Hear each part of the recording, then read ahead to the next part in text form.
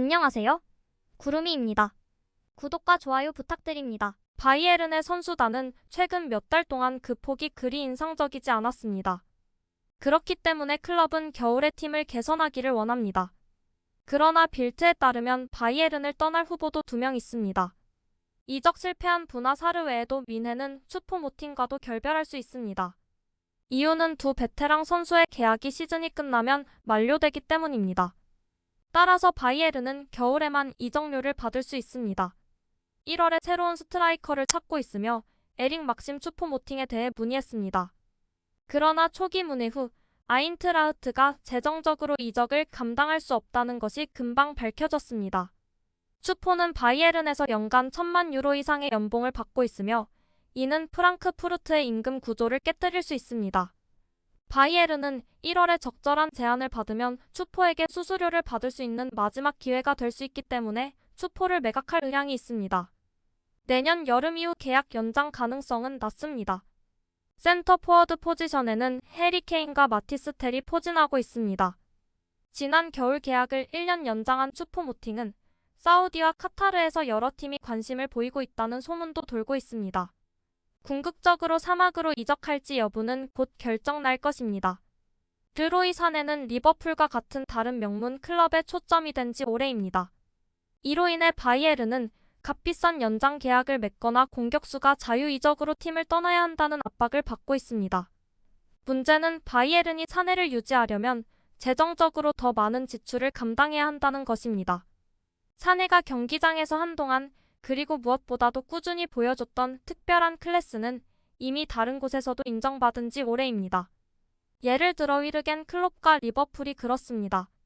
리버풀의 스타 모하메드 살라가 사우디로 이적할 경우 사내는 프리미어리그 클럽과 독일 출신의 클롭 감독에게 무시알라와 함께 1순위 영입 대상입니다. 리버풀에서 사내가 살라 선수를 거의 1대1로 대체할 수 있기 때문에 클롭의 입장에서는 완벽하게 이해할 수 있는 교체입니다. 살라는 이번 시즌까지 16경기에서 10골 4도움을 기록했고 사네는 18경기에서 9골 7도움을 기록했습니다. 사네는 바이에른에서 뛰는 동안 그 어느 때보다 좋은 활약을 펼쳤습니다. 25년에 계약 만료되는 사네는 3년 이상의 계약과 더 높은 연봉을 기대하고 있습니다. 2천만 유로가 조금 안 되는 사네는 오랫동안 최고 연봉자 중 한 명입니다. 해리 케인조차도 단지 약 400만 유로를 더 받는다고 합니다. 또한 바이에른은 키미, 토마스 뮬러, 노이어, 알폰소 데이비스, 스벤 울라이 등의 값 비싼 계약 협상이 예정되어 있습니다.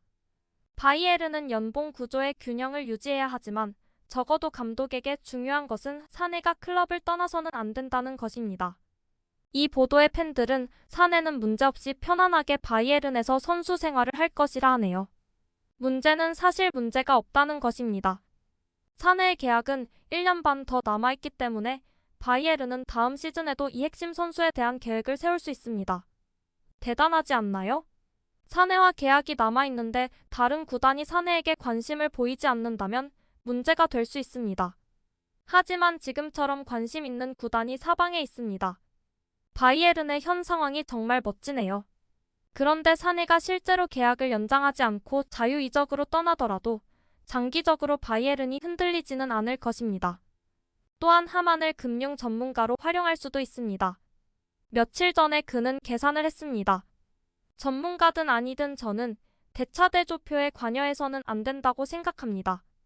그리고 세계에서 가장 재정적으로 건전한 축구 클럽의 수억 유로에 달하는 현금 보유액을 고려할 때 저는 귀하의 의견에 100% 동의할 수밖에 없습니다. 2020년 맨시티에서 최고 이적료로 영입된 사네는 민헨이 처음부터 기대했던 대체 불가능한 핵심 선수가 되기까지 오랜 시간이 걸렸습니다. 제 기억이 맞다면 민헨은 사네에게 5천만 달러도 안 되는 돈을 지불했습니다. 살라를 영입하기 위해 지불해야 하는 2억 달러나 해리 케인을 영입하기 위해 지불해야 하는 1억 달러가 아니죠. 이런 점에서 처음에는 기대치가 너무 높았던 것 같습니다. 물론 사내는 이전에 십자인대 파열을 겪었고 새로운 환경에 큰 적응을 해야 했기 때문에 속도를 높이는 데 시간이 필요했습니다. 사실 그는 편안함을 느끼고 있으며 급여를 포함한 나머지 조건이 적절하다면 계속 머물고 싶어 합니다. 해리 케인이 마침내 민헨의 집을 구했고 그의 가족은 다음 달에 이사할 예정입니다. 케인은 자신과 아내, 자녀 4명, 그리고 다른 가족을 위해 침실이 7개 이상 있는 집을 찾고 있었기 때문에 집을 구하는 것이 어려웠습니다. 이런 집은 임대 매물을 찾기가 매우 어렵습니다. 케인에게는 집을 사는 것이 선택사항이 아니었습니다. 케인은 또한 아이들에게 적합한 학교 근처에 살기를 원했습니다. 그에게 3배너 거리까지의 거리는 부차적으로 중요할 뿐이었습니다. 바이에른은 여러 클럽 직원들과 함께 집을 구하는 과정을 도왔습니다. 김민재는 18경기 중 17경기에 선발로 출전하며 쉴 틈 없이 경기에 나서고 있습니다. 빌트에서는 바이에른 스타가 문 앞에서 강도를 당했다며 소식을 전했습니다. 그 스타는 바로 김민재입니다. 빌트 팟캐스트 바이에른 인사이더에서 이 사실이 공개되었습니다. 김민재 선수가 아끼던 밥솥이 이사 도중 도난당했습니다. 이삿짐을 내리는 동안 김 씨는 이삿짐 상자를 집 안으로 옮기기 위해 밥솥을 잠시 길바닥에 놔둔 것이었습니다. 김민재가 돌아왔을 때 가장 중요한 주방 도구가 사라져 있었습니다. 지나가던 행인이 밥솥을 가져간 것이었습니다. 한국인에게 밥솥은 쉽게 교체할 수 있는 물건이 아닙니다. 김 씨는 고국의 오리지널 가전제품을 소중히 여기기 때문입니다. 그래서 김 선수의 집에 다시 솥이 들어올 때까지 인내심을 갖고 기다려야 했습니다. 구세주는 바로 그의 에이전트인 디홍이 한국에서 새 밥솥을 김 선수에게 가져다 준 것입니다. 그래서 그가 가장 좋아하는 요리를 다시 완벽한 방식으로 준비할 수 있었습니다. 김민재는 현재 고국으로 해외여행 중입니다. 위르겐 클린스만의 단골 수비수인 그는 싱가포르와의 평가전에서도 휴식을 취하지 못했습니다. 김민재는 1월에 열리는 아시안컵에 출전할 예정인데 투엘 감독에게는 나쁜 소식입니다. 투엘 감독은 유럽5대 리그에서 430개의 패스를 기록하며 패스 횟수 1위를 달리고 있는 김민재에게 크게 의존하고 있습니다. 투엘 감독은 빌드 없이 센터백이 중앙 미드필더에게 패스할 것을 요구하고 백포의 크로스 패스도 피하기를 원합니다.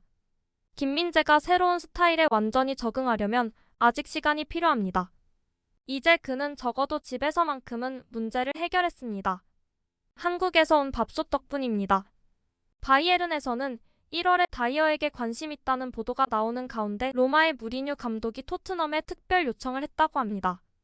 조세 무리뉴 감독은 1월 이적 시장에서 로마가 에릭 다이어를 영입할 수 있도록 특별히 요청했습니다.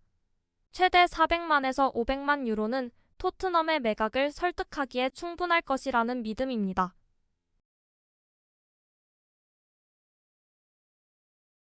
구독과 좋아요는 제작하는 데 큰 힘이 됩니다.